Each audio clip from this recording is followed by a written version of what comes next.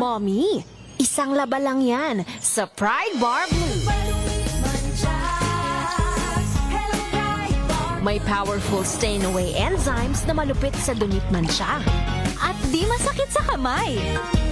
Isang laba lang yan. Hello, pahinga!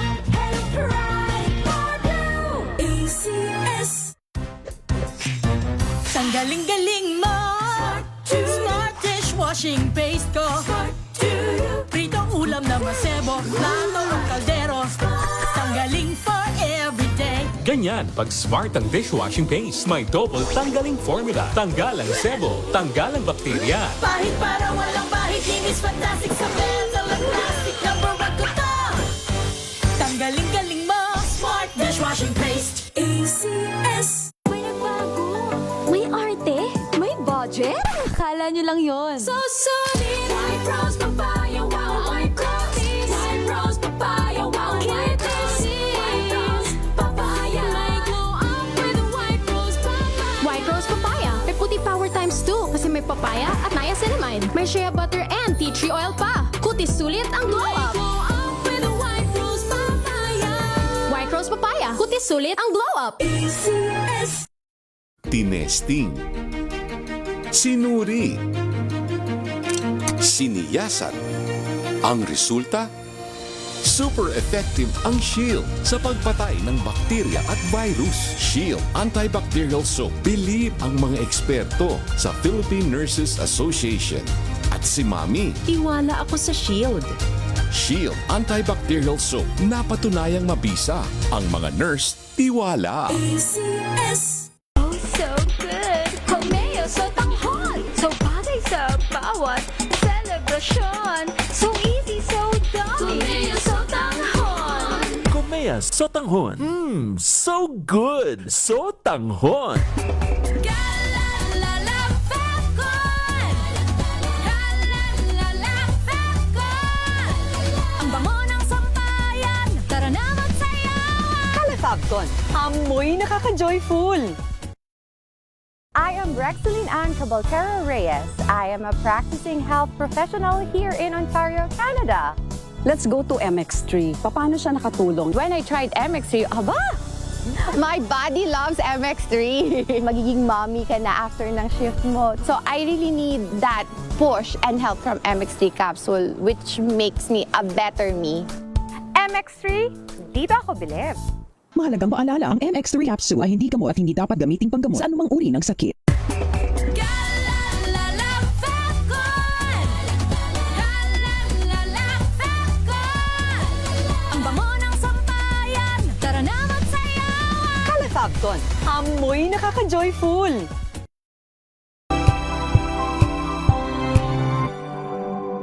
Sa pagbabalik tanaw sa 87 taong legasiya ng DZRH, napagtagumpayan na ng kauna-unahang himpilan ng radyo sa Pilipinas ang iba't ibang pagsubok, kabilang na ang bangungot noong panahon ng ikalawang digmaang pandaigdig. Impormasyong naihatid ng himpilang KZRH ang siyang naging kaagapay ng mga Pilipino at nakasama hanggang sa nakamit ang kalayaan. At nang muling mapas sa kamay ng mga Pilipino ang kasarinlan, nagbukas din ang panibagong yugto para sa himpilan. Mula sa KZRH na kalaunay naging DZRH, ang mga balita at impormasyon ang nagsilbing gabay ng mga Pilipino. Naging hudyat ito ng panibagong simula at patuloy na paglago, kasabay ng pagsilang ng mga programang nag-iwan ng bakas sa kasaysayan at sa puso ng bawat Pilipino.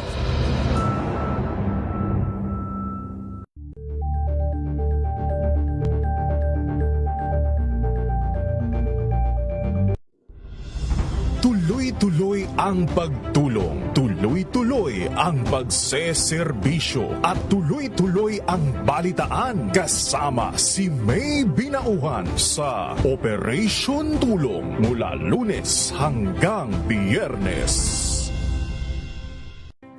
Better news. Una sa Pilipinas, una sa Pilipinas. NBS, Trending and Show. Nakahandang Sa ating balitan mga kaibigan sa Rapido Hot Public Service Hour. Siyempre pa, Una sa Pilipinas. Una Ayan sa ang kabuhanan din pala tuntunan ng break time. Sabay niyo na po ang mga balita at talakayan sa Balansyado. Maraming salamat. Ngayong ika-87 taon ang kauna-unahang himpilan ng radyo sa Pilipinas, ang DZRH, patuloy pa rin magbabalita, magseserbisyo at magbibigay pag-asa sa iba't ibang sulok ng bansa. 1994 nga nang inilunsad ang One Nation, One Station sa inisyatibo ni MBC Media Group Chairman Mr. Fred J. Elizalde. Naabot ang nasa 97% ng populasyon sa Pilipinas gamit ang nationwide satellite broadcast. Patunay ang 20 relay stations mula Luzon, Visayas at Mindanao sa patuloy na dedikasyon ng DZRH sa loob ng maraming dekada.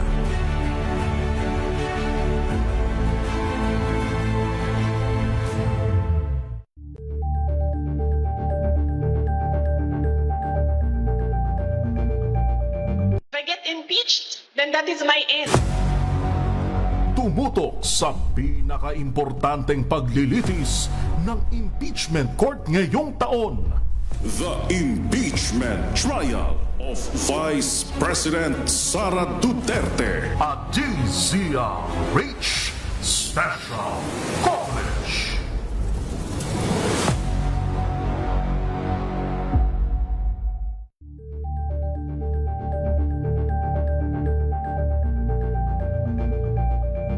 Kasabay ng mga hamon at pagbabago sa paglipas ng panahon, nananatiling tapat ang DZRH sa paghahatid ng serbisyo sa publiko.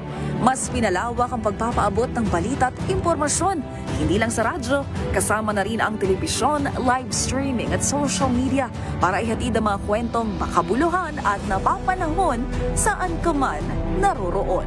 Mula noon hanggang ngayon, mananatiling kaagapay mo ang DZRH, naninindigan sa paghahatid ng katotohanan at sa paglaban sa patuloy na pagkalat ng disinformasyon at sa pagyakap sa makabagong teknolohiya at sa patuloy na pagsulat ng kasaysayan, mananatiling kasama mo ang DZRH saan ka man sa mundo.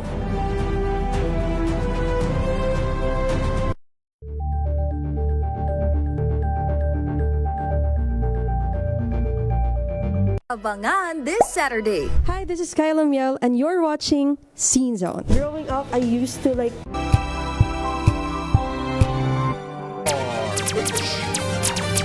Magandang hapon Pilipinas, ang ating oras sa 14 na minutos makalipas ang alas 5 ng hapon. Dahil ang pamamahayan kailangan laging patas. Ang pagtalakay ng bawat issue dapat laging parehas. Narito na ang balitaan at talakayang hihimay sa punot dulo ng mga issue. Bawat panig, ilalahad sa publiko. Programang DZRH Balansyado. Narito na ang mga balansyado sa pagbabalita at komentaryo sina Henry Uri at Karen Oyong. Balansyado. Basta balita, DZRH, Balansyado. Basta komentaryo, DZRH, Balansyado. DZRH, Balansyado, Balansyado, Balansyado.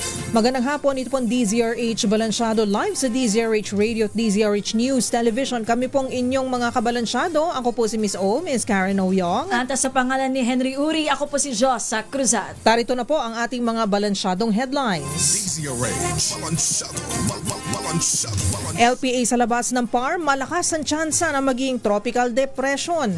Dami ng mga naapektuhan ng habagat at bagyong Maymay at Luis, umakyat na sa 3.7 milyon na katao. Klase sa Metro Manila, 11 lalawigan sinuspinde ng Malacanang dahil sa masungit na panahon. Department of Justice kinumpirma na natanggap na ang US extradition request kay Pastor Apollo Quiboloy. Mga naglitawan na buta sa lansangan ng EDSA pinaimbestigahan ni Senator Ping Lacson. Operasyon ng immigration ng China laban na sa may 100 Pinoy, tinawag ni Secretary Teodoro na extortion at pambablackmail. Dismissal proceedings laban sa pulis na nakabaril at nakapatay sa 2 katao sa Cavite sinimulan na ng PNP. At ang 12 binatilyo lumutang sa Marilao River. DZRH, balansyado, balansyado. Ang ating oras 5:16 at ngayon para sa detalye ng ating mga balansyadong balita. DZRH, balansyado, balansyado. Mataas ang tsansa na mabuo bilang tropical depression ang isang low pressure area sa labas ng Philippine Area of Responsibility. Ayon sa DOST Pagasa, huli itong namataan sa layong 1,740 kilometers sa silangang bahagi ng extreme northern Luzon. Samantala, nakataas pa rin ang yellow rainfall warning sa lalawigan ng Bataan, Metro Manila, Cavite, ilang bahagi ng Zambales, Batangas, Laguna, Rizal, Bulacan at Pampanga dahil pa rin sa hanging habagat. DZRH, balansyado. Dumami pa sa mahigit 3.7 milyon katao ang apektado ng habagat at tropical cyclones Maymay at Luis.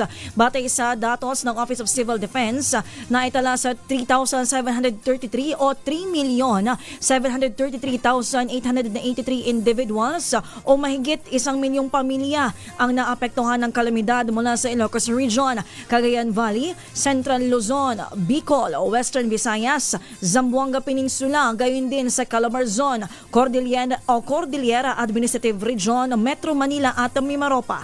Mula sa nabanggit na bilang, nasa higit 53,000 na katao o 17,000 na pamilya ang pansamantalang tumutuloy sa mahigit 500 evacuation centers. 21 naman ang napaulat na nasawi, 14 ang nasugatan at 3 ang nawawala. Ayon sa OCD, ang lalawigan ng Benguet ang nakapagtala ng pinakamaraming nasawi sa 15 katao, kabilang ang 10 sa Baguio, 3 sa Atok at 2 sa bayan ng La Trinidad. Ang mga biktima ay pawang namatay dahil sa landslides. 3 naman ang naitalang casualties sa Rizal at 3 din sa lalawigan ng Batangas. Iniulat din ng OCD na higit 1,000 kamahayan ang nasira, higit 1,000 partially damaged at higit 100 ang nawasak ng husto. Tinataya na mahigit 2.6 billion pesos ang halaga ng pinsala sa infrastructure at mahigit 347 million pesos naman sa sektor ng agrikultura. DZRH, balansyado. Samantala, abot sa halos 350 million pesos ang halaga ng pinsala sa sektor ng agrikultura mula sa 6 na rehiyon sa bansa dahil sa pananalasa ng magkasunod na bagyong Luis at Maymay, gayon din ng habagat.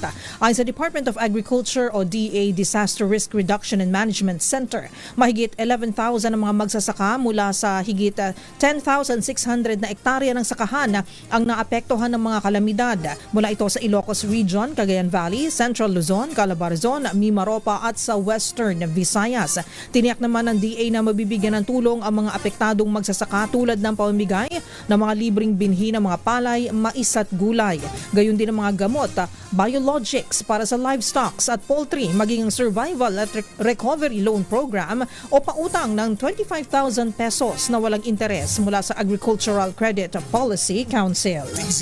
Sinuspende naman ng Malacanang ang pasok sa mga opisina ng gobyerno at klase sa lahat ng antas sa public at private schools sa ilang lugar sa bansa simula alas 3 ngayong hapon dahil sa masamang panahon.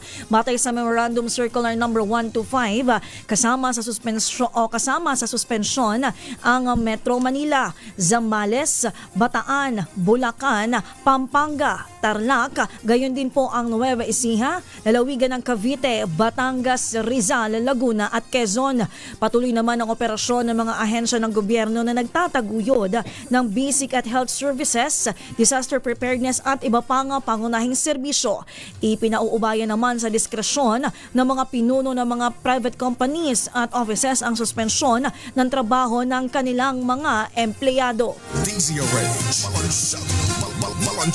Wala pang nakikitang dahilan si Education Secretary Sunny Angara para magpatupad ng dagdag makeup classes sa mga paaralan. Sa kabila ito ng sunod-sunod na kalamidad na nakakaapekto sa 6 na milyong learners sa buong bansa. Ayon kay Angara, kaya ng bagong 3-term calendar na magtatapos sa April 8, 2027 ang mga, kung tawagin, ay learning losses sa buhat ng class suspensions. Sa ilalim nito, paliwanag ng kalihim, bawat end of term ay pwedeng makapag-catch up ang mga guro at mag-aaral nang hindi kinakailangan magdagdag ng araw sa dulo ng school year. Pakinggan at panuurin po natin ito.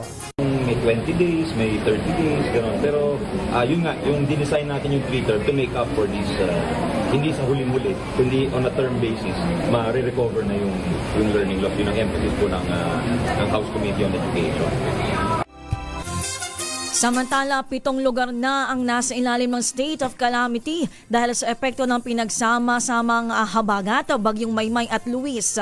Nagdeklara rin ng state of calamity ngayong araw o nagdeklara na rin ng state of calamity ngayong araw, August 13, sa Hagonoy, Bulacan. Ayon sa post ni Hagonoy, Bulacan Vice Mayor, batay ito sa rekomendasyon ng Municipal Disaster Risk Reduction and Management Council. Una nang isinailalim sa state of calamity ang Pampanga, Cavite, Montalban, Rizal, Kalumpit, Bulacan, Mangaldan, Pangasinan at Dagupan City sa Pangasinan. DZRH, balansado. Kinakailangan pa ng mobile pump sa nagpalyang pumping station sa Tumana para dumaloy ang tubig mula sa creek patungo sa ilog sa Marikina City. Sa panayam ng DZRH kay Mayor Maan Teodoro, paliwanag ng alkalde na ang karaniwang nakabukas na floodgate ay nagsara ng magkaroon ng aberya sa system ng pumping station. Kaya naman hindi agad humupa ang baha sa naturang lugar. Pakinggan po natin si Mayor Maan Teodoro. All throughout naman nung hindi pinapagana, bukas yung floodgate. Kasi yun lang po yung daan mula doon sa creek papalabas ng river. Nung pinagana, nag-auto shutdown, sumara yung floodgate. Hindi na mabuksan up to now.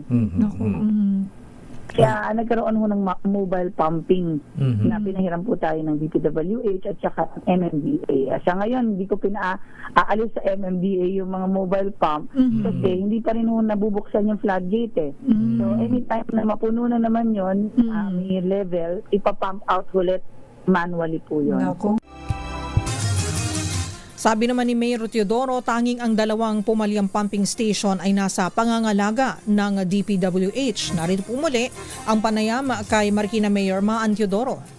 I spoke with Sec Vin siguro 2 days ago po, and sabi naman niya they will make the adjustments, rectification on the project. Hindi lang ako pwede kung nakakausap niya na yung contractor.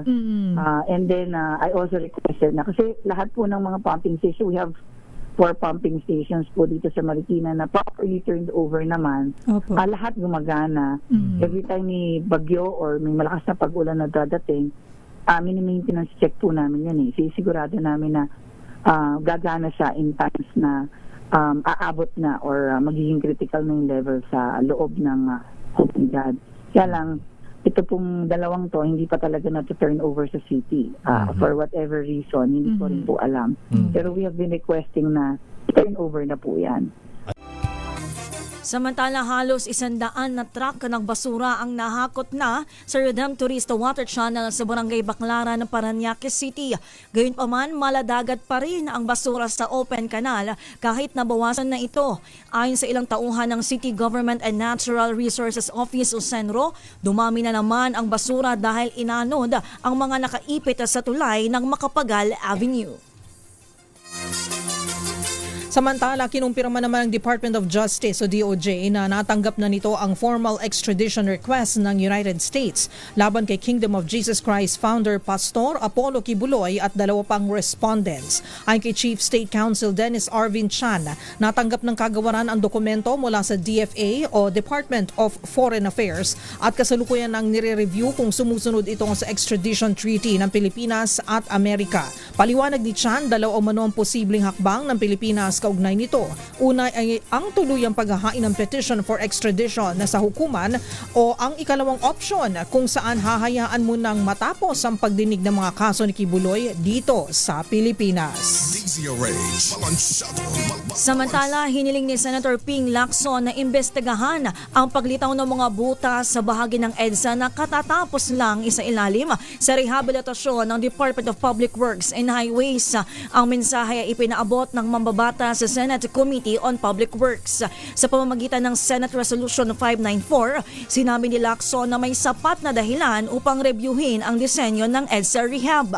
Ayon sa mambabatas, dahil sa malakas na pag-ulan, naglitawan ang mga butas sa lansangan kabilang ang porsyon ng EDSA na kinumpunin ng DPWH. Dahil sa naturang problema, walang ibang magagawa ang ahensya kundi gumastos na naman daan para matapalan ang mga butas sa major thoroughfares. Nabahala si Lacson sa katatagan ng EDSA rehabilitation kapag hindi agad na-review ang disenyo at pagpaplano hanggang sa mismong konstruksyon ng mga kaparehong high-cost public infrastructure projects. DZRH, balansyado. Sa iba pang mga balita, inalmahan ni Defense Secretary Gilberto Teodoro Jr. ang ulat na aksyon ng Chinese immigration na nasa 100 Filipino workers sa naturang bansa. Batay sa pahayag ng Chinese Foreign Ministry, iligal umano ang trabaho at pananatili ng naturang mga Pilipino. Pero para kay Teodoro, isa itong uri ng extortion at pamba-blackmail na mistulang ganti kasunod ng pagkakaaresto sa ilang Chinese nationals dahil sa iba't ibang paglabag sa Pilipinas. Magugunit ang kabilang dito ay ang pagkabisto sa illegal at substandard umanong Phil Sanja Steel Company sa Misamis Oriental, maliban sa kakulangan ng permit at nasilip na paggamit ng kontaminadong mga materyales. Malapit din ito sa dinidevelop na base ng Philippine Navy sa Mindanao. Matatanda ang pinalagan ito ng Chinese Embassy at tinawag na diskriminasyon laban sa kanilang lahi. Pero kalaunan, tinuluyan ding ipasara ng Department of Environment and Natural Resources ang planta dahil sa mga nakitang mga paglabag. Maring kinundina ng DND Secretary ang anay pagtatangka ng Chinese officials na manghimasok sa law enforcement process ng Pilipinas. Ginit din ng kalihim na walang kapasidad ang mga OFW na gumawa ng malawak na violations tulad ng kinakasangkutan ng mga Chinese.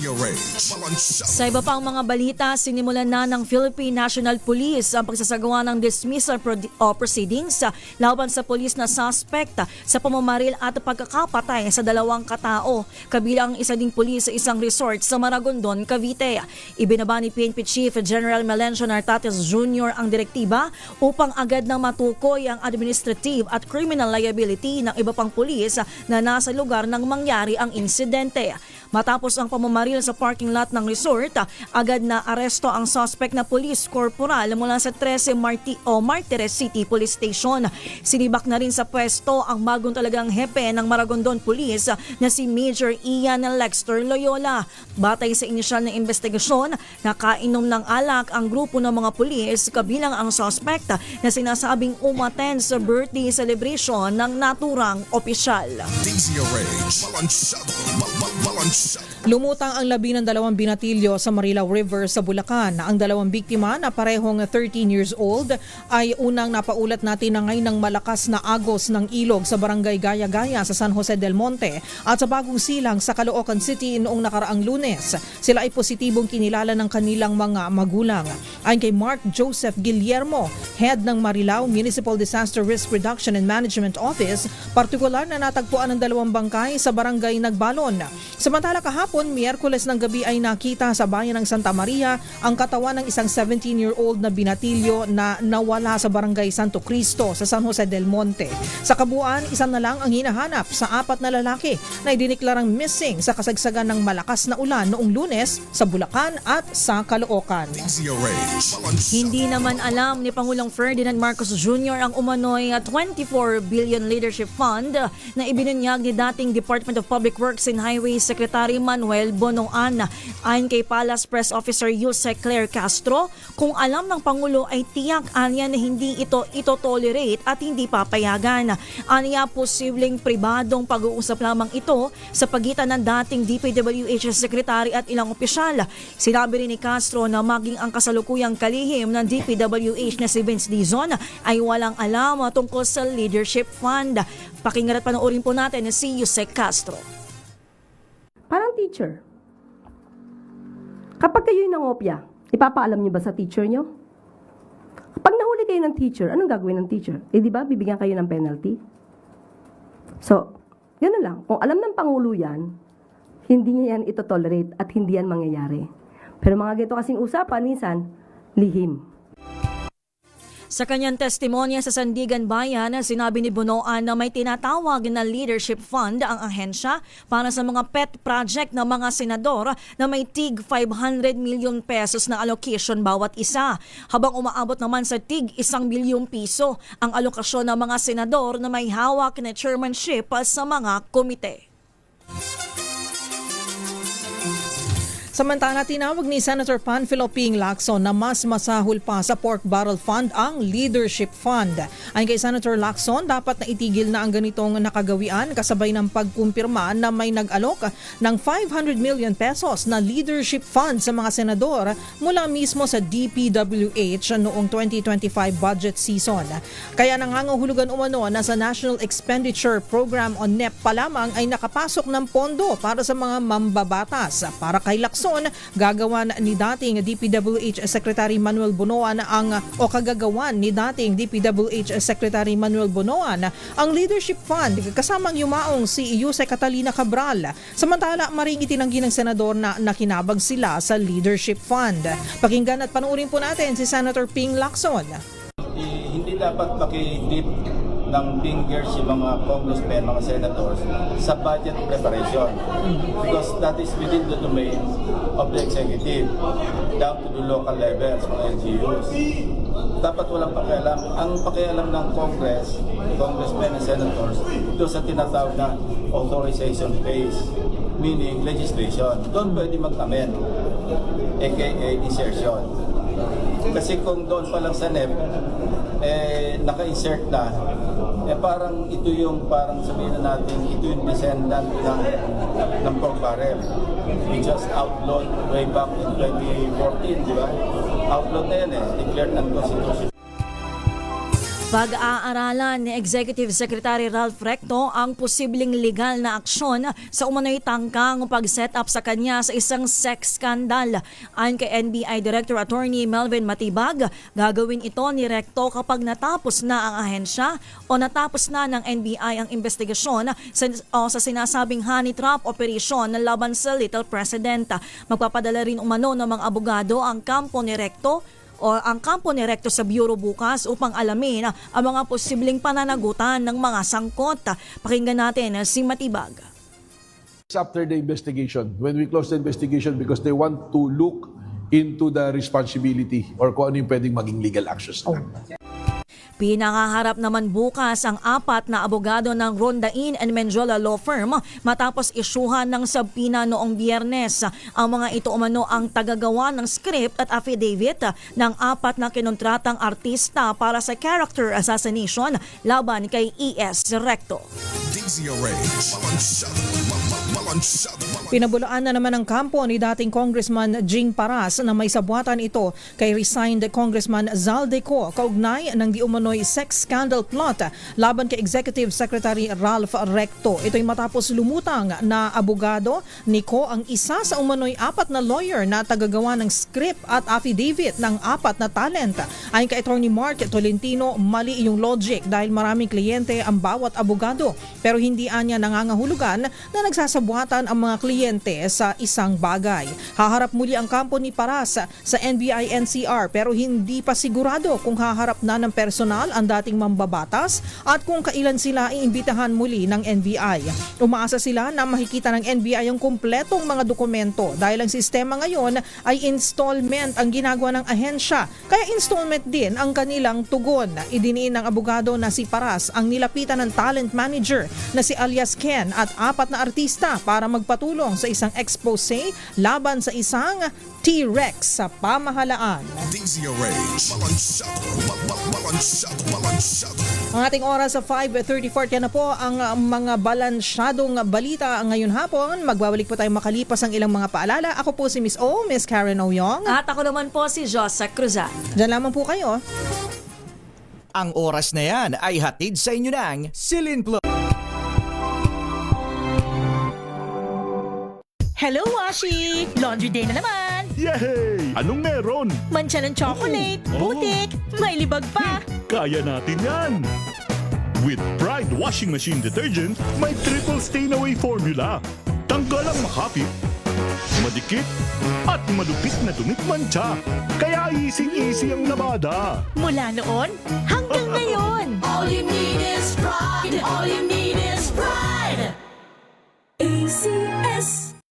Maulan man, no worries na amoy kulong ang damit. Charm, Fab, Con, pangong pumakabloom, tanggal amoy kulong sa bango ng Charm. Kaya gamit ko, Charm Fabcon with Bloom Fresh technology kills 99.9% of kulob-causing bacteria. May aroma burst pa of thousands of flowers and berries. Ang sampay sa loob, no amoy kulob. Sa Charm! Charm Fabcon. ACS. Sa lahat ng bagay, simula pa lang, siguraduhing max protection na. Kasi pag kulang ang proteksyon, baka madaling masira. Sa ngipin, dapat may max protection din. Max sa alaga ng unique toothpaste. With Max Protect Formula, help stop cavities before they start, while keeping breath fresh. Try unique maximum fluoride protection. Para max alaga, max protektado. ACS.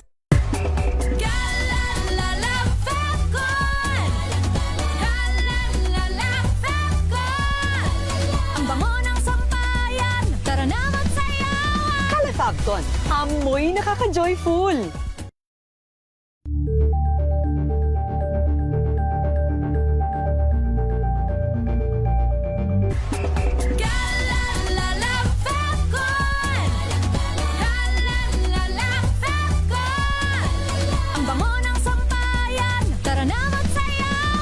Fabcon, amoy nakaka-joyful!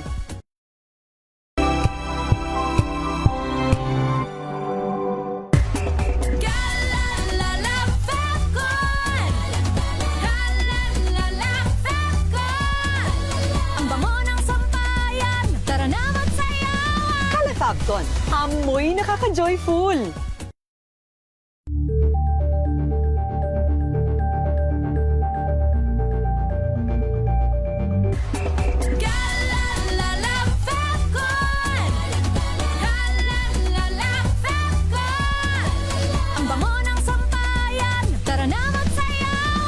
Fabcon, amoy nakaka-joyful!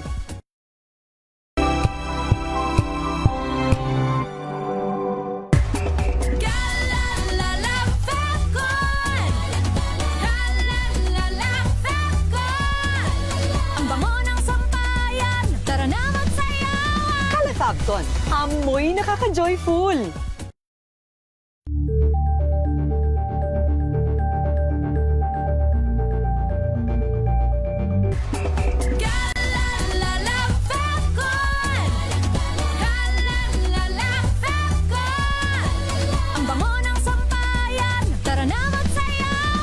Fabcon, amoy nakaka-joyful!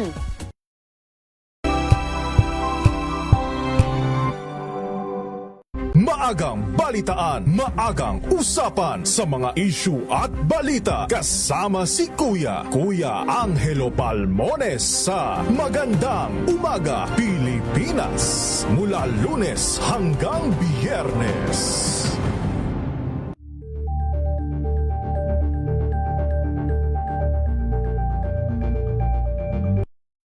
Mga balitang gigising sa inyong umaga. Mga balitang kailangan mong malaman. Mapapakinggan sa ACS Balita sa 2x2.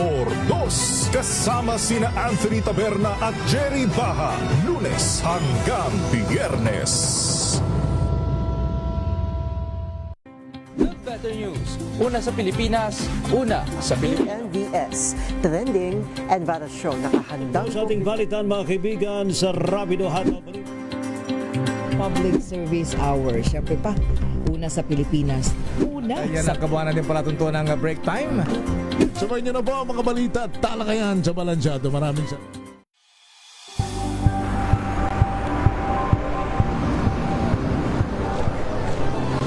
Ating mga eksperto. Dito lang sa Expert Opinion. Ito ang The Better News. TNVS, trending and Vara Show. Kwento, iba't ibang anggulo. Dito sa Point. Bawat pananagutan ating tatalakayin dito sa Hoy. Bawal yan. Pilipino, dito lang sa Deezer. Match up entertainment and lifestyle. Ito ang NBC TV Network News. Una sa Pilipinas, una sa Pilipino.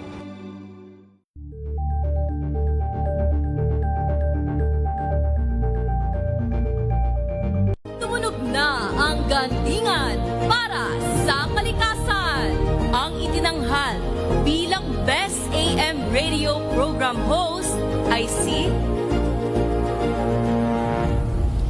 Cesar Chavez para sa special on Saturday ng DZRH.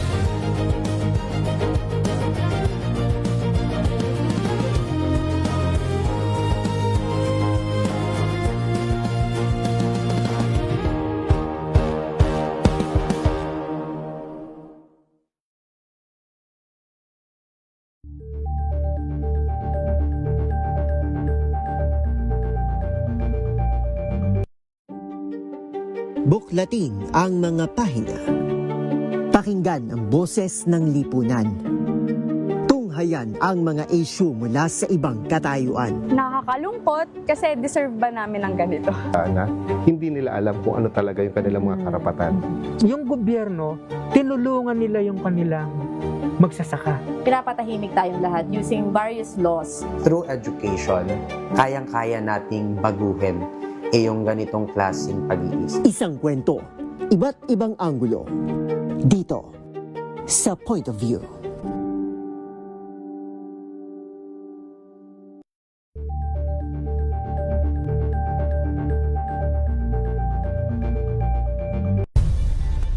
Nagsimula sa pangarap hanggang sa maabot ang tagumpay. Iba't ibang kwento, iba't ibang mukha ng atletang Pilipino. Mas pinatindi, mas pinalakas, at mas pinaaksyon sa Match Point tuwing Sabado, 12:30 ng tanghali sa DZRH TV. Angel po si Angelo Palmona sa giiwan sa inyo ng isang magandang umaga. Maraming salamat. Life goes on! Nine, good morning, Lakay! Good morning, Sister Ann. At good morning. Magandang mainit na umaga. Angel po si Angelo Palmona sa giiwan sa inyo ng isang magandang umaga. Maraming Sa salamat. Pilipinas, una sa Pilipino. We've got you covered. From the hottest hits, exclusive interviews, kilig to the bones fan meet experience, and hataw performances of your favorite stars. Saturdays, 12 noon, dito lang sa DZRH TV.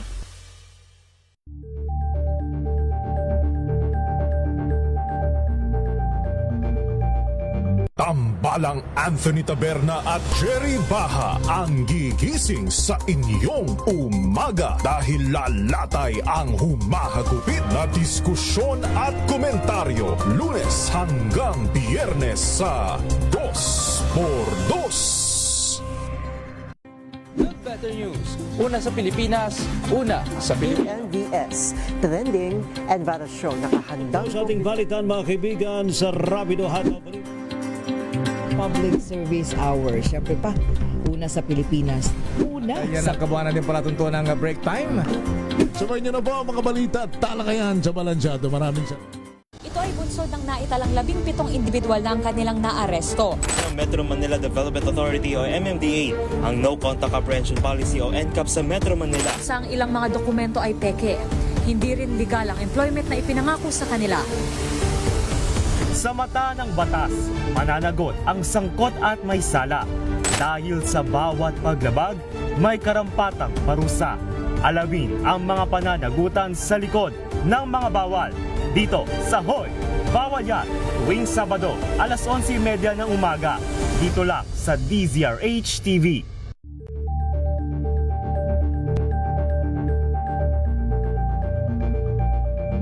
Tumunog na ang gandingan para sa kalikasan. Ang nagkamit ng parangal bilang Best News Anchor ay walang iba kundi si Angelo Palmones ng Magandang Umaga Pilipinas, DZRH Radio 666 kHz.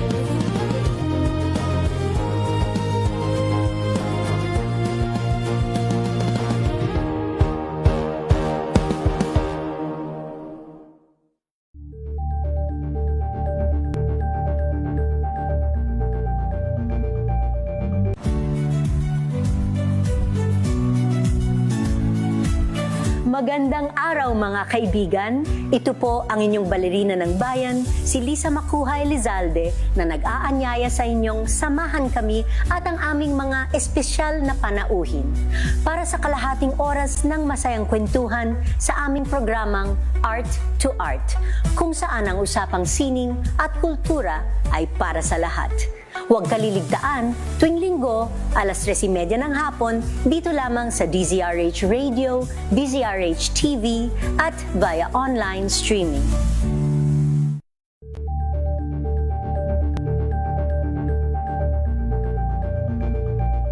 Curious ka ba sa maraming bagay? Kami na ang bahala dyan. Aalamin, tutuklasin at bibigyang linaw namin ang mga katanungang bumabagabag sa inyong isipan sa programa kung saan ang bawat sagot ay galing lamang sa mga eksperto. Ang Expert's Opinion, tuwing linggo alas 3 ng hapon, dito lang sa DZRH TV. Angel po si Angelo Palmona sa gigiwan sa inyo na isang magandang umaga. Maraming salamat. Life goes on! Nine, good morning, Lakay! Good morning, Sister El. At good morning. Magandang mainit na umaga. Angel po si Angelo Palmona sa gigiwan sa inyo na isang magandang umaga. Maraming salamat. Pilipinas, una sa Pilipino. Kung good vibes ang hanap mo, dito ka na sa sigurado! Mula sa mga istoryang nagbibigay ng inspirasyon hanggang sa mga kwentong may dalang solusyon. Mga balitang pampagaan, pakiramdam at pampaganda ng araw. Hindi lang basta good news, kundi the better news. Sa ating oras sa 5:47. Balansadong balita, balansadong issue. DZRH, balansado. Nagbabalik po ang ating programa, DZRH Balansyado. Ako pong inyong lingkod, Miss Karen Oyong. Solo flight po muna tayo. Kumusta na po kayo? Maulan na hapon pa rin po dito sa Metro Manila at ilang pong bahagi ng Luzon. Siyempre, maulan din po sa ilang bahagi siguro ng Visayas. Pero balita natin ay mainit ang panahon dyan sa Mindanao. Nako, so ingat-ingat po ha sa lahat ng ating mga kababayan. Habagat season pa man din po ngayon. Anyway, meron lang po tayong earthquake alert. So niyanig nga po ng magnitude 5.2 na lindol ang Don Marcelino Davao Occidental. Dakong 5:22 PM ngayong Huwebes, August 13. Kanina lang po yan. Ayon sa PHIVOLCS, naramdaman ng instrumental intensity sa mga sumusunod na lugar. Intensity 3 sa City of Digo sa Davao del Sur. Intensity 2 sa Malapatan and Maasim sa Sarangani. Matanaw, Davao del Sur. At Intensity 1 sa Lake Cebu, South Cotabato, pati sa General Santos City at sa Kiamba, Sarangani. Bagamat walang inaasang pinsala, nagbabala ang PHIVOLCS sa posibilidad ng aftershocks. Naku, ingat din po sa mga kababayan po natin. Although meron nga pong naitala po na pagyanig at magnitude 5.2 na lindol po ito, ay ang good news naman po ay balik face-to-face classes na ang sabi po nila ay 70% sa mga eskwelahan dyan po sa General Santos City. Kumusta na po mga taga Gensan? Matapos yanigin po ng magnitude 7.8 na lindol noong June 8. Grabe, malakas po na paglindol to, no? Ayon kay Mervy Seblos, Gensan School Division Superintendent, 80 mula sa 118 na eskwelahan ang magbabalik sa klase, habang modular o online learning muna po ang iba. Sa datos naman ng DepEd, tinatayang 2,846 na silid-aralan na ang idiniklarang ligtas na gamitin at 833 hindi pa rin pwedeng gamitin ang mga mag-aaral at guro. So inatasan na rin ang mga pampublikong eskwelahan na sumunod sa safety plans na ibinaba ng mga kinauukulan. Samantala, 80% sa mga estudyante ang nabigyan na ng mental health at psychological support matapos ang nangyaring lindol na kumitil ng halos 100 katao. Mukhang kailangan din po natin ng psychological support at mental health dahil ilang araw na po tayong binabagyo, winawasiwas po ng habagat at malalakas na ulan at hangin. So nasa linya na po natin si Ma'am Grace Castañeda ng DOST Pag-asa. Ano na po ang lagay ng panahon at meron na naman ba tayong binabantayan na low pressure area? Magandang hapon po sa inyo, Ma'am Grace. Magandang hapon din po, Miss Karen, and sa inyo po mga taga-subaybay. Sa ngayon po, maulan pa din yung panahon na ating mararanasan for most of Luzon. Possible pa rin yung occasional rain sa Zambales, Bataan at Occidental Mindoro. So hanggang sa malalakas pa rin po yung mga pagulan na may experience sa areas na yan. Kaya doble ingat pa rin para sa ating mga kababayan. While dito sa Metro Manila, Ilocos Region, Cordillera at Misiv Region, Cagayan Valley, Calabarzon, rest of Mimaropa, rest of Central Luzon, Camarines Norte, maging sa bahagi din ng Aklan, Antique at Capiz, may mga scattered na pagulan pa rin po tayong mararanasan. Possible pa rin yung periods of heavy rainfall, so pagiging alerto pa rin po sa posibilidad ng mga pagbaha at pagguho ng lupa. While for the rest of the country, may mga isolated na mga pagulan na mararanasan dulot ng habagat at ng localized thunderstorms. Also, meron din tayo monitor na low pressure area sa labas ng ating area of responsibility. Huling namataan sa line 1,765 kilometers east of extreme northern Luzon. And generally naman po, eastward yung movement nito palayo dito sa ating area of responsibility, and wala rin po ito magiging direct effect sa anumang bahagi ng ating bansa. But maulan pa rin po yung panahon natin ngayon at sa mga susunod na araw, pero ito po ay dala ng habagat. Ayun. Ma'am Grace, siguro linawin lang natin itong tropical depression, itong binabantay nating low pressure area na maaari pong mabuot maging tropical depression, yung kanyang kumbaga yung kanyang movement, yung direksyon ay hindi naman po makakaapekto. Hindi po kumbaga magla-landfall, tama po ba, Ma'am Grace? Yes po, tama po. Hindi magla-landfall, also hindi rin nga po ito papasok sa loob ng ating area of responsibility. Ngunit ma'am, bakit ganun kahit na hindi po magla-landfall o kumbaga ililihis po siya sa PAR, ay meron pa rin po tayong mga malalakas na pag-ulan nitong mga nakaraang araw, basta tuwing hapon po hanggang gabi ay sobrang lakas ng ulan at may kasama pang hangin. Yes po, yung mga pagulan po natin hindi po ito related dito sa low pressure area or kahit anumang bagyo. Ito po ay dala ng habagat. So habagat po yung nagpapaulan sa atin. Okay, kasi habagat season pa rin po. Ano mga hanggang kailan po ba yan, Ma'am Grace, sa inyong taya? Generally, yung habagat season po is tatagal po hanggang October yan or yung first half ng November. But yung ngayon pong habagat natin na prevailing over dito sa western section ng Luzon, expect natin hanggang this weekend and possibly hanggang next week po. Maulan pa rin po yung panahon natin. So wala pong tsansa na sumilip ang araw nitong darating po ng mga susunod na araw, Ma'am Grace? Meron po tayong period, yung mga brief sunshine po natin. Pero generally, any time of the day, meron pong biglaang buhos pa din ng mga pagulan. Yes, and then nakakatanggap po tayo ng mga warnings. Lately po, may mga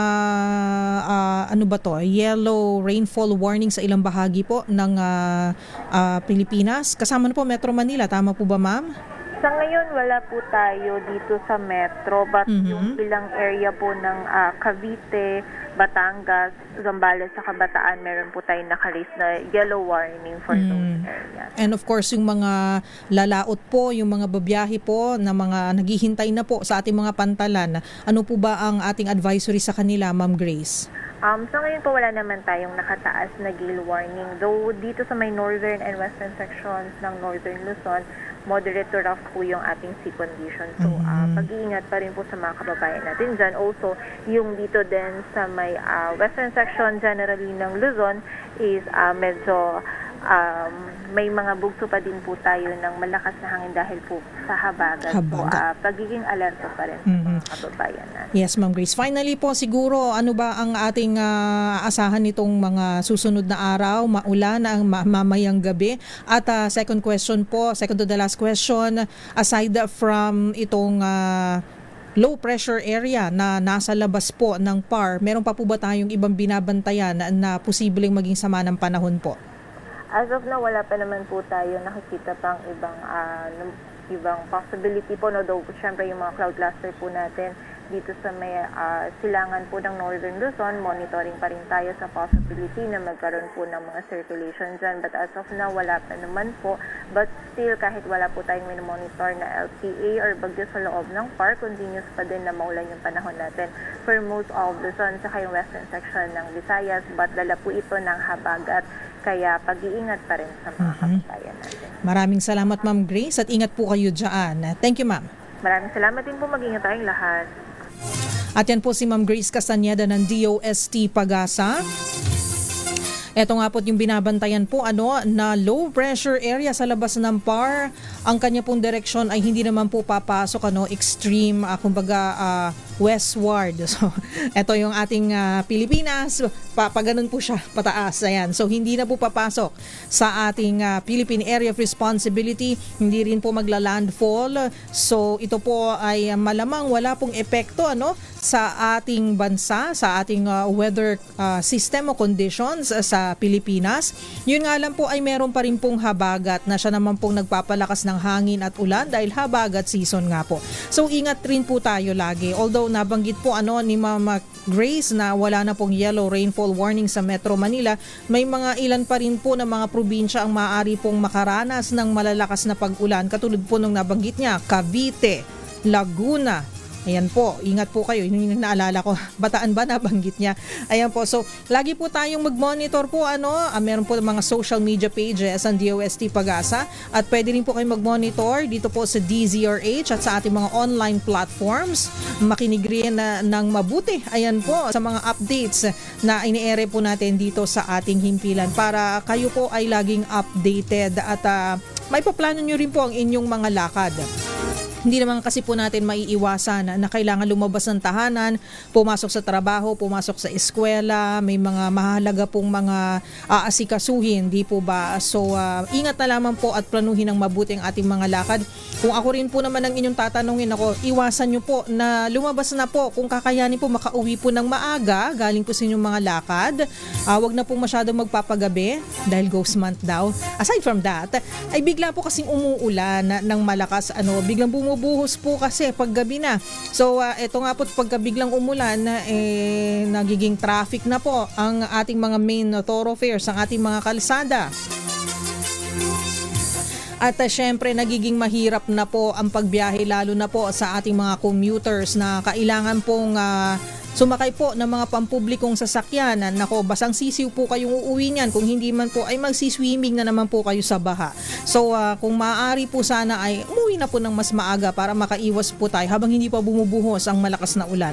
At syempre pakiusap lang po, ulitin ko. Nagulat po ako kasi may mga listeners pala po tayo na nakikinig sa ating kwentuhan noon kasama si Ka Henry at si Yuel Reyes din. Yung aking experience sa pagbiyahe ko po pauwi nung Biyernes ng gabi sa Skyway. So meron po nag-react din na kasi pag talaga pong malakas ang ulan at may hangin, sobrang hirap po magmaneho sa Skyway. Lalong-lalo na po, hindi ko po nabanggit yung sa kwentuhan noon kung saang area po kumuntik ng madali noon. Ayun po. Tinatawanan ko na lang ngayon pero nung panahon na yun akala ko po ay mag-goodbye world na po ako noon. Sobrang takot ko po talaga. Pero nabanggit po nung ating listener po at avid listener po ng ating programa dito po sa DZRH na yung area po siguro between Buendia po yon southbound. Pag dumaan na po kayo papuntang Nayax exit and then papunta at dire-diretso papuntang Bikutan and Sukat, doon medyo kasi may kurba po doon at medyo may incline ng konti po yung Skyway doon ay nag-iipon po yung tubig sa innermost lane, yung lane number 1 na kumbaga nasa pinakaloob po na lane. So pagka po may mga sasakyan po na mabilis po magpatakbo, ayan po nagkakaroon po ng waterfall, ayan po. At yung mga mas maliliit na sasakyan po ay nabubulag, hindi na po makita ang dadaanan. Pangalawa po, sabi po ng ating kaibigan po na listener, pag dumadaan po siya between Nayax and Bikutan, ayan po sa Skyway, ay hindi na rin po malinaw ang markings ng lanes. Ayan po, dahil nga po walang masyadong ilaw, reflector lang po ang nakikita sa left side, ay nahihirapan din po mga driver sa ating mga motorista na makita po yung mga lanes. And so, meron pong posibilidad na pag nagkalituhan po, baka magkabanggaan po ang mga sasakyan. So, Skyway po siguro medyo pakiayos po natin yan. And pangalawa siguro, ample lighting po. Medyo madilim po talaga yung area. May mga areas po doon sa Skyway na wala po talagang poste ng ilaw, kundi tayo po ay kailangan pong dumepende dun sa reflectors na nandun po, na nakakabit po sa gilid po malapit sa may lane number 1 o yung innermost lane. So medyo nakakakaba rin po So, siguro habang hindi pa po naayos yan, I suggest sa ilalim na lang po muna tayo dumaan. Sa SLEX na lang po para yung impact ng pag-uulan ay hindi po ramdam na ramdam habang tayo po ay nagmamaneho o di naman kayo nagkukommute pauwi po papunta sa south tulad po ng Parañaque area, Bikutan area, Sucat area. Ayan po, papunta po hanggang dun sa Alabang and then pauwi na po ng Santa Rosa sa Laguna. Ayan po. So, akala ko nag-iisa lang po ako sa aking experience pero marami rin po pala ang nakapansin nun. So thank you very much for sharing at siguro ingat po tayo sa mga nagmamaneho po lalo na po ngayong panahon ng tag-ulan. Alright, ang ating oras 6:01 na po. Magbabalik po tayo makalipas ang ilang mga paalala. Diyan lamang po kayo. This time check is brought to you by Wow, ang saya. Isang barangay na labada, puro mancha pa. Goodbye, pahinga. Mommy, isang laba lang yan sa Pride Bar Blue. May powerful stain-away enzymes na malupit sa dunit mancha. At di masakit sa kamay. Isang laba lang yan. Hello, pahinga. Hello, Pride Bar Blue. ACS. Hello, Washi! Laundry day na naman! Yay! Anong meron? Mancha ng chocolate, putik, may libag pa! Kaya natin yan! With Pride Washing Machine Detergent, may triple stain-away formula. Tanggal ang makapit, madikit, at malupit na dumit mancha. Kaya easy-easy ang labada. Mula noon hanggang ngayon! All you need is pride. All you need is pride. ACS. Ang galing-galing mo! Smart dishwashing paste ko! Pritong ulam na masebo, plato ng kaldero. Tanggaling for everyday. Ganyan pag smart ang dishwashing paste. May double tanggaling formula. Tanggal ang sebo, tanggal ang bakterya. Pahit para walang bahid, linis fantastic sa metal at plastic. Number 1 ko to! Tanggaling-galing mo! Smart dishwashing paste. ACS. Tinesting, sinuri, siniyasan. Ang resulta? Super effective ang Shield sa pagpatay ng bakterya at virus. Shield Antibacterial Soap. Believe ang mga eksperto sa Philippine Nurses Association. At si Mami. Tiwala ako sa Shield. Shield Antibacterial Soap. Napatunayang mabisa. Ang mga nurse, tiwala. ACS. May arte? May budget? Akala nyo lang yon. So solid! White Rose Papaya, wow! White Rose! White Rose Papaya, wow! White Rose! White Rose Papaya! May glow up with White Rose Papaya! White Rose Papaya. May puti power times 2 kasi may papaya at niacinamide. May shea butter and tea tree oil pa. Kutis sulit ang glow up. Glow up with White Rose Papaya! White Rose Papaya. Kutis sulit ang glow up. ACS. Champion na milyonaryo pa! Pagkakataon mo na namang manalo ng 1 million pesos tax-free dahil eto na naman ang champion na milyonaryo pa. At ngayon, may papremyo na rin kami para sa inyong mga suking sari-sari stores. Ilagay sa isang malinis na papel ang iyong complete name, age, address, contact number at pirmahan. Maaari din ilagay ang iyong suking sari-sari store at ang kanilang address at contact number. Ilagay sa isang white legal-sized envelope na nakipang rin man sa mga required proof of purchase o POP. Ang tamang bilang ng empty sachets, wrappers o mga pouch ng mga sumusunod na makikita sa official website and Facebook page ng Champion na Milyonaryo Ba, Champion Bar, Champion Powder, Champion Liquid Detergent, Champion Fabric Conditioner, Champion Dishwashing Liquid at Champion Dishwashing Paste. At sa labas ng envelope, ilagay ang Champion na Milyonaryo Pa, ang POP na ginamit at ang MBC radio station na iyong pinakikinggan. Ihulog ang iyong entry sa mga drop boxes na matatagpuan sa iyong mga favorite MBC radio stations. Mas maraming entries, mas malaki ang chance mong manalo. 1 million pesos tax-free ang pwede mong mapanalunan sa Grand Draw. Libo-libong piso ang ipamimigay sa mga weekly draws na gaganapin sa mga MBC stations nationwide. At may pa-champion gift box pa para sa iyong suking sari-sari stores. Champion na Milyonaryo Pa. Brought to you by Champion. Walang gimmick, tapat po sa inyo. Hi, my name is Mayor Francis Israel Macobenta. I'm from San Diego. I'm an advanced clinician in neuro and spine surgery. As an advanced clinician, you have to make sure that you coordinate everything. Our goal is to have an optimal surgery outcome for the patient. Having MX3 in my life, taking it, knowing that this is in my body, it gives me a lot of confidence. MX3, dito ako believe. Mahalagang paalala, ang MX3 capsule ay hindi gamot at hindi dapat gamiting panggamot sa anumang uri ng sakit.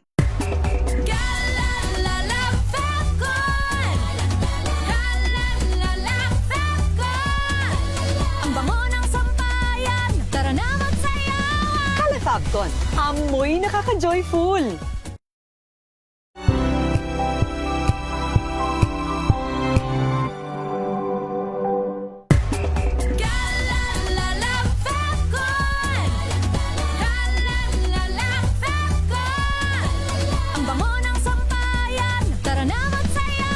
Calefabcon, amoy nakaka-joyful!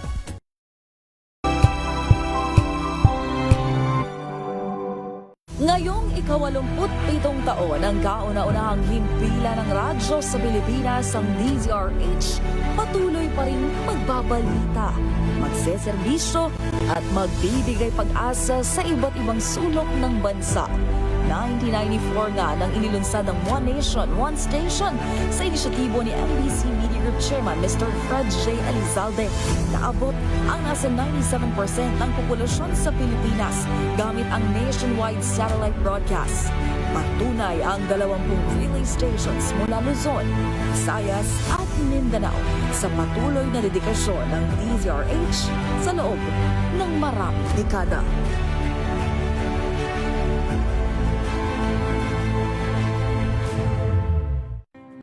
Better news. Una sa Pilipinas, una sa Pilipinas. NBS, trending and show nakahandang Sa ating balitan mga kaibigan sa Rapido Hataw.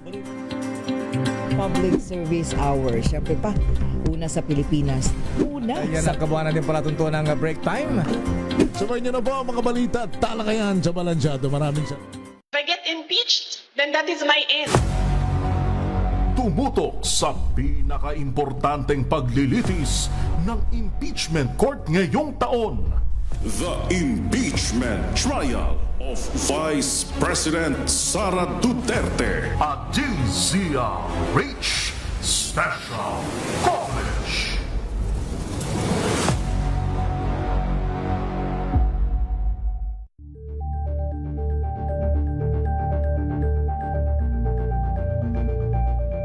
Kasabay ng mga hamon at pagbabago sa paglipas ng panahon, nananatiling tapat ang DZRH sa paghahatid ng serbisyo sa publiko. Mas pinalawak ang pagpapaabot ng balita at impormasyon, hindi lang sa radyo, kasama na rin ang telebisyon, live streaming at social media para ihatid ang mga kwentong makabuluhan at napapanahon saan ka man naroroon. Mula noon hanggang ngayon, mananatiling kaagapay mo ang DZRH, naninindigan sa paghahatid ng katotohanan at sa paglaban sa patuloy na pagkalat ng disinformasyon at sa pagyakap sa makabagong teknolohiya at sa patuloy na pagsulat ng kasaysayan, mananatiling kasama mo ang DZRH saan ka man sa mundo.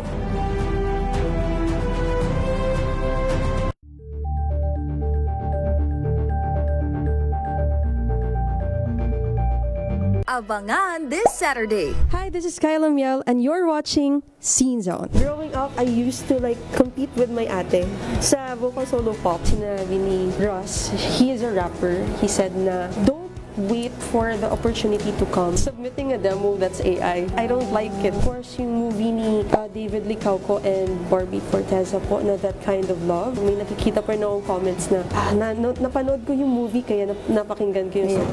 Bawat hambang ko na matayog ilan ang bitbit, ako'y uuwi sa'yo.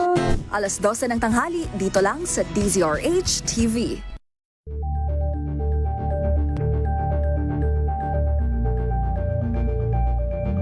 Maagang balitaan, maagang usapan sa mga issue at balita. Kasama si Kuya Angelo Palmones sa Magandang Umaga Pilipinas. Mula Lunes hanggang Biyernes.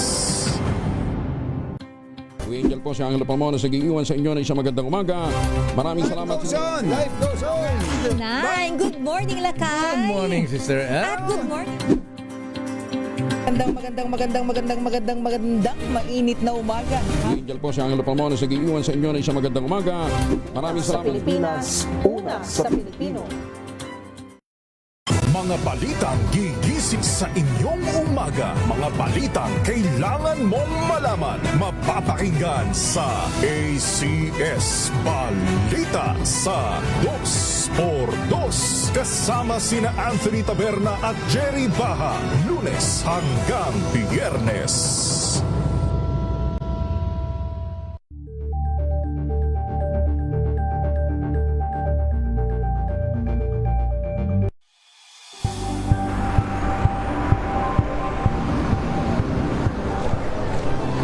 Ating mga eksperto dito lang sa Expert Opinion. Ito ang The Better News. TNVS, trending and isang kwento, iba't ibang anggulo.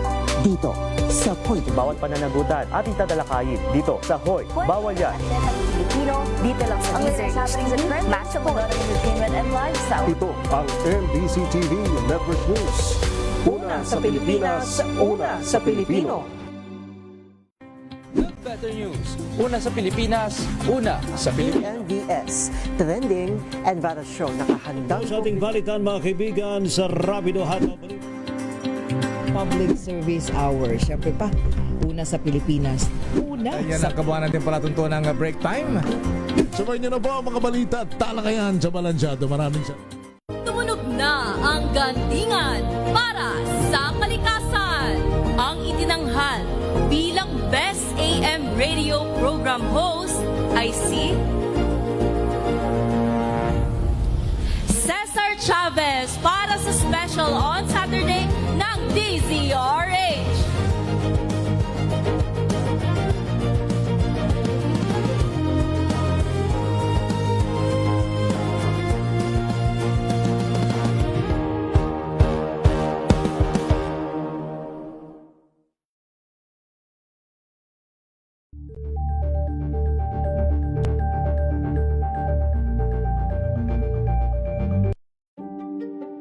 Buklatin ang mga pahina.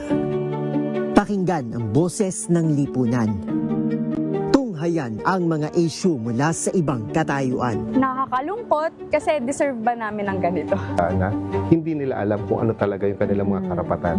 Yung gobyerno, tinulungan nila yung kanilang magsasaka. Pinapatahimik tayong lahat using various laws. Through education, kayang-kaya nating baguhin yung ganitong klaseng pag-iisip. Isang kwento, iba't ibang anggulo. Dito sa Point of View.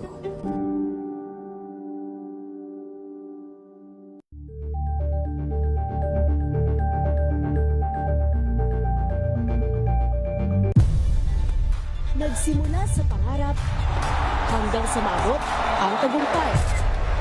Iba't ibang kwento, iba't ibang mukha ng atletang Pilipino. Mas pinatindi, mas pinalakas, at mas pinaaksyon sa Match Point tuwing Sabado, 12:30 ng tanghali sa DZRH TV.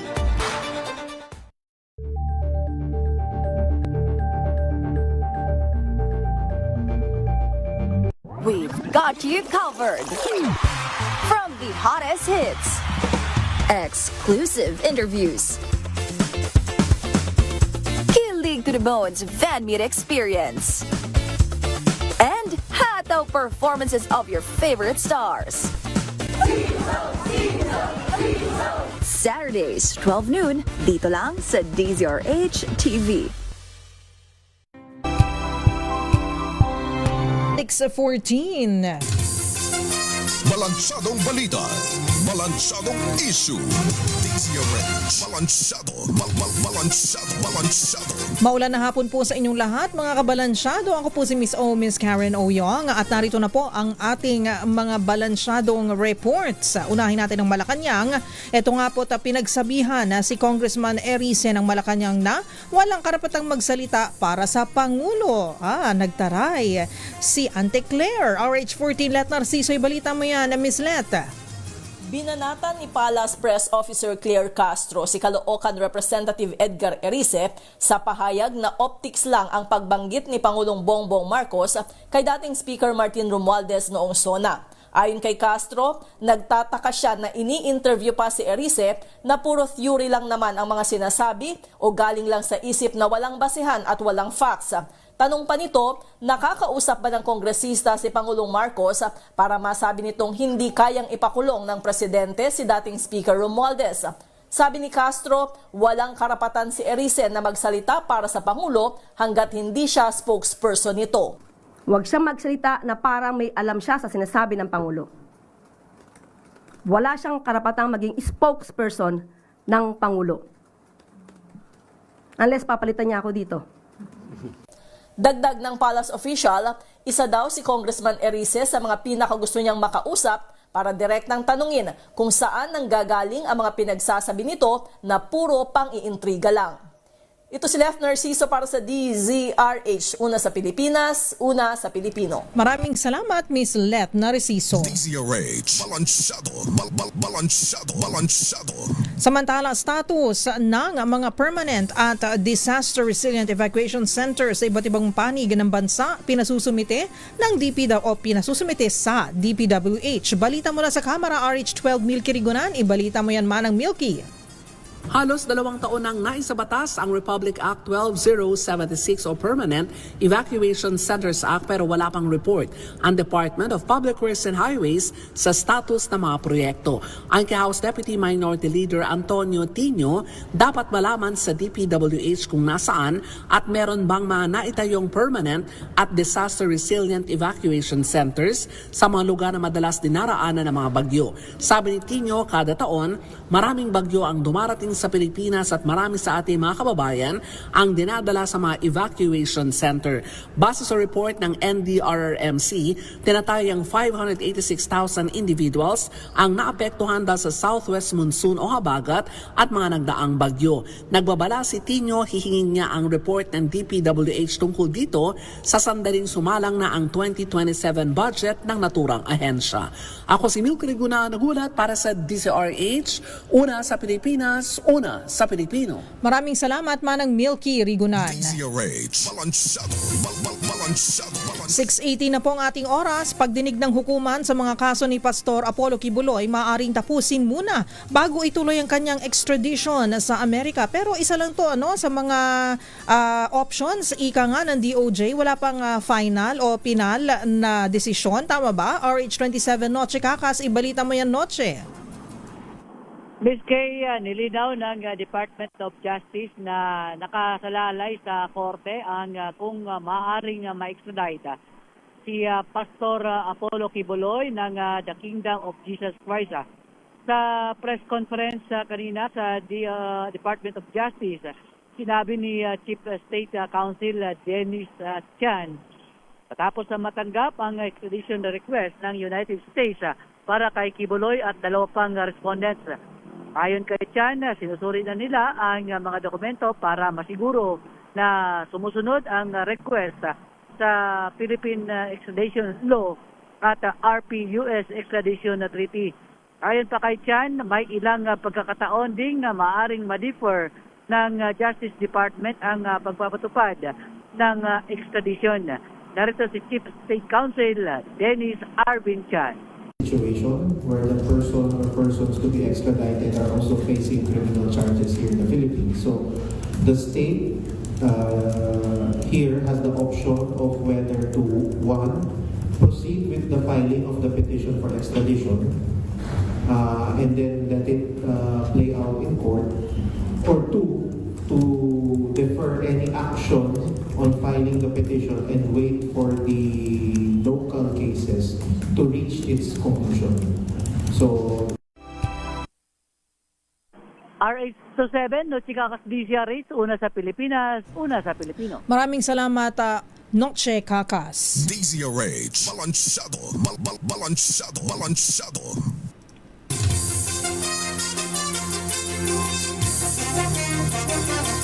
Samantala, tuloy-tuloy pa rin po tayo sa ating mga reports. Spanish Red Cross nagsagawa ng disaster program sa Potrero, Malabon. Secretary General Pang dumalo. Sabi ba nila, Edwin, mag-Spanish? Hindi ako marunong, Edwin. Buenos tardes. Ganun ba? Buenos tardes. Spanish Red Cross. RH23, Edwin Duque. Balita mo yan, Edwin. Red sa lawak ng bansa na may mga membro ng Red Cross, ang Barangay Potrero sa Malabon ang napili ng Philippine Red Cross National. Napuntahan bilang ehemplo pagdating sa disaster program na bilang narito ang Red Cross ibang bansa. Sa pagtungo ni Secretary General Guitalet Pang, dumating din ang kasama sa kanilang sinalubong ang Spanish Red Cross at ang grupo naman ng Mother Earth Foundation. Sa naturang aktibidad kanina ay nagkipangunahing pagtagal din ang alkalde ng Malabon, si Mayor Jerry Sandoval, at tayo sa kanyang pahayag ay layon ng programang Fronting Women's Access to Green and Circular Entrepreneurship ay and protection against disaster vulnerable communities of Zamboanga. Dito ay sinagawa sa Malabon dahil dito ay maraming mga dahilan at mga ehemplo dapat magawa ng bawat miyembro pagdating sa disaster. Dito palalakasin umano ang oportunidad ng kababaihan sa sustainable green in livelihood. Ipinakita sa kanila ang tindahan sa Barangay Potrero, tiniyak na malabutentius na kanilang susuportahan ito ang mga programang magbibigay ng kapangyarihan sa kababaihan at lumika ng mas sustainable at mas disaster resilience ng pamayanan kahit sa ibang bansa. RH23, Edwin Duque nagulat sa DZRH, una sa Pilipinas, una sa Pilipino. Maraming salamat, Edwin Duque. DZRH, balansyado, balansyado. 6:22 na po ng gabi, 280 sacks o sako ng basura na kolekta sa Baseco Beach. RH19 na Nolasco, ibalita mo yan, Tina. Pumalo sa kabuuang 280 mga sako ng iba't ibang klase ng basura gaya ng mga plastic at mga kahoy ang matagumpay na nahakot ng mga tauhan ng Department of Public Services Baseco Beach Warriors District 5. Resulta ito ng isinagawang clean-up operations sa dalampasigan ng Baseco Beach. Bukod pa ito sa abot sa 85 sako naman ng mga basura na nakolekta sa Manila Bay kahapon at ibabang mga lugar sa Maynila. Layunin ng clean-up operations na malinis at maalis ang mga nakatambak na basurang inanod sa dalampasigan upang mapanatili ang kalinisan at kaligtasan sa lugar. Patuloy namang nananawagan ng mga otoridad sa mga residente na maging responsable sa pagtatapon ng basura. Ito si RH19 na Nolasco para sa DZRH, una sa Pilipinas, una sa Pilipino. Maraming salamat, Tina Nolasco. DZRH, balansyado. Samantala, vlogger naman sa BARM inireklamo ng patong-patong na cyber libel case. Nako, ano ba nangyari? Alamin natin kay RH19 June Dimakutak. June, go ahead. Yes, Sir Karen, 4 na magkakahiwalay na bilang ng kasong cyber libel ang isinampa laban kay Nasrullah Nawal Pangadil, mas kilala bilang vlog ni Nash sa Facebook. Kaugnay man ng kanyang mga online posts laban sa complainant. Batay sa affidavit complaint na natanggap ng Office of the City Prosecutor ng Davao City noong Agosto 7 ng taong kasalukuyan, naharap si Pangadil sa 4 na counts ng cyber libel sa ilalim ng Section 4C4 ng Republic Act No. 10175 o itong Cybercrime Prevention Act of 2012. Kaugnay ng Articles 353, 354 at 355 ng Revised Penal Code. Nagugat ang reklamo sa mga posts at pahayag umano ng nasabing vlogger na ayon sa complainant na hindi pa pinapangalanan ay labag sa batas at naglalaman ng mga pahayag na nakasisira sa kanyang imahe at reputasyon. Ang paghahain ng reklamo ay pagsisimula pa lamang ng proseso sa piskalya. Ang mga aligasyon ay kinakailangan pa manong dumaan sa preliminary investigation upang matukoy kung may sapat na basehan para magsampa ng kaso sa hukuman. Si Pangadil at Karen ay tinuturing na inosente hanggat hindi napapatunayang nagkasala sa magitan ng kaukulang proseso ng batas. Mula sa Central Mindanao, RH19, June Di Makutas, DZRH, una sa Pilipinas, una sa Pilipino. Maraming salamat RH19, June Di Makutak. Makinig maigi! Ito na ang chance mo na manalo ng instant 500 pesos kapag narinig mo na ang mahiwagang kring-kring.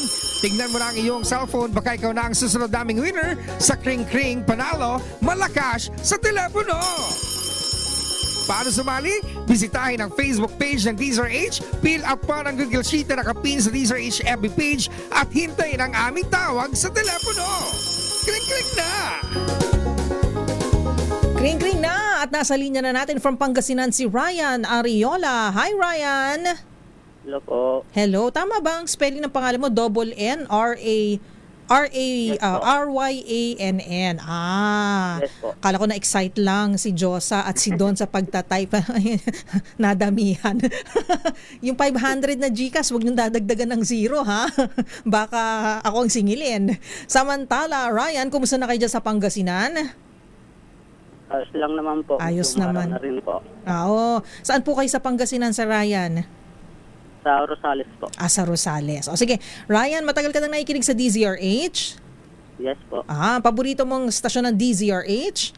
Yes po. Yes. So ito na po, madali na ang tanong na ito. Ano po ang himpilan ng radyong kauna-unaan sa Pilipinas at number 1 sa mga taga Rosales sa Pangasinan, Sir Ryan? DZRH po. Ayun. Congratulations, Sir Ryan. Meron kang 500 pesos in GCash. You're welcome po. Thank you po. Ayan po si Ryan Ariola ng Pangasinan, Rosales, Pangasinan. Kumusta na po kayo sa mga taga Rosales, Pangasinan? Ingat po kayo. At siguro maulan din dun, Grabe, Basta dito sa Luzon area. Anyway, maraming salamat po sa inyong pagtutok. Tayo po ay magpapaalam muna ng mas maaga para makauwi rin ng mas maaga. At para hindi maabutan ng ulan. Yan din po ang inyong dapat gawin, ha? Ingat po kayo sa inyong pagbiyahe pag-uwi para makapasok po tayo ng maayos kinabukasan. At sa ngalan po ng aking partner na si Ka Henry Uri, ako po si Miss O, Miss Karen Oyong. Susunod na po ang DZRH Usapang Legal. At ngayon po ay araw ng Huwebes. So si Attorney Rina Seco po ang inyong makakasama. Susunod na po siya ang ating oras 6:27. Bye! Ang DZRH Hello, Washi! Laundry day na naman! Yay! Anong meron? Mancha ng chocolate, putik, may libag pa! Kaya natin yan! With Pride Washing Machine Detergent, may triple stain-away formula. Tanggal ang makapit, madikit, at malupit na dumit mancha. Kaya ising